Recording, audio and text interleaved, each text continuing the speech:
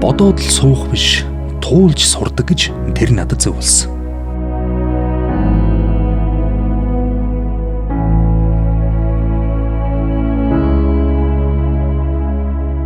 Малчдын амжиргааг дэмжих ажлыг ширээний хардаас төлөвлөх боломжгүйг би ойлгосон.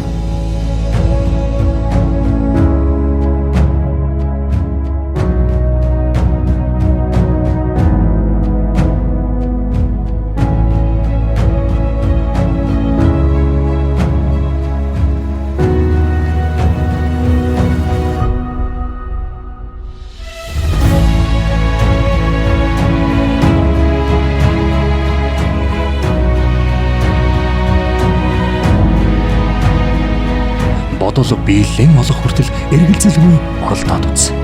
Зүгээр л хий.